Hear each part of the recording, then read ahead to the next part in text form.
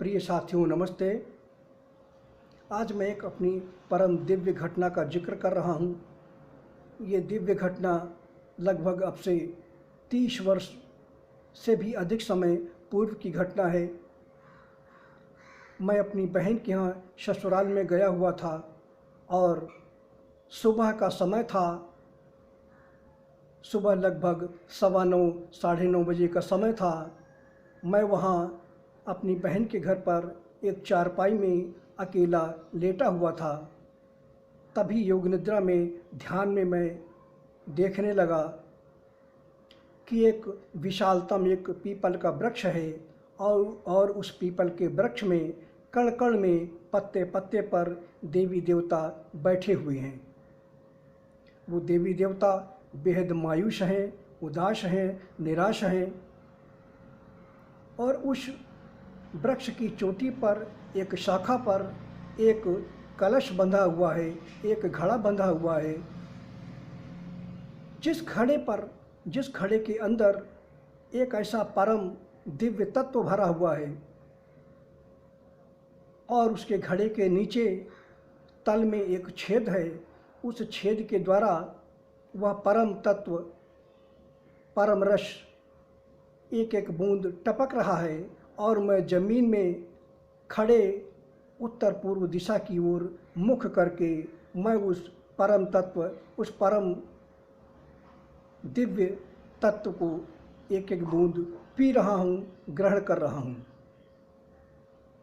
जिस समय उस परम तत्व, उस परम दिव्य तरल तत्व को मैं पी रहा हूँ, ग्रहण कर रहा हूँ, उस समय जो वृक्ष में, पीपल के वृक्ष में जो सारे देवी देवता बैठे हुए हैं वो बहुत उदास हैं, मायूस हैं, परेशान हैं कि जिस परम तत्व को, जिस परम इस घड़े से टपकते हुए तत्व को ये परम पुरुष ग्रहण कर रहे हैं, वह परम तत्व हमारे नसीब में क्यों नहीं है। देवी देवता इस बात को सोचकर परेशान हैं, चिंतित हैं और मैं उस घड़े से टपकते हुए रस को एक एक बूंद अकेला ही पी रहा हूँ। इस रस को कोई भी देवी देवता नहीं पी सका, न ब्रह्मा, न विष्णु, न महेश, न इंद्र, कोई, न दुर्गा, कोई इस तत्व को नहीं पी सका।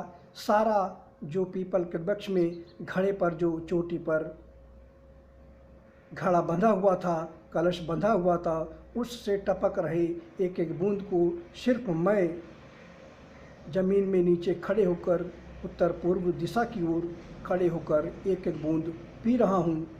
और सारे देवी देवता विचलित हैं, परेशान हैं कि ये परम तत्व, ये परम रूप, ये परम एक एक अमृत रूपी बूंद ये मुझे प्राप्त क्यों नहीं है।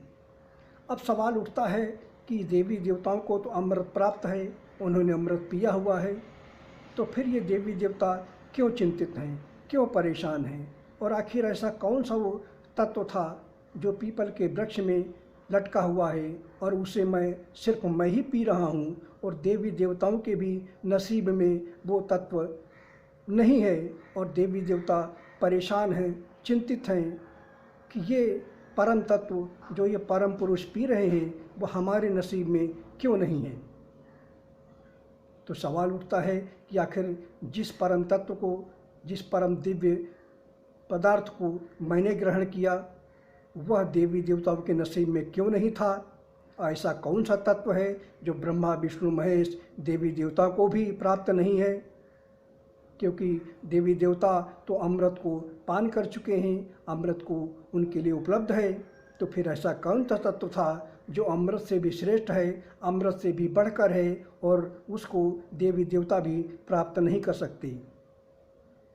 तो मैं आप लोगों को ये बता देना चाहता हूँ कि ये परम तत्व, जो परम दिव्य घटना घटी थी और उस घड़े से, उस कलश से जो टपक रहा था वह परम ज्ञान रूपी परम तत्व था।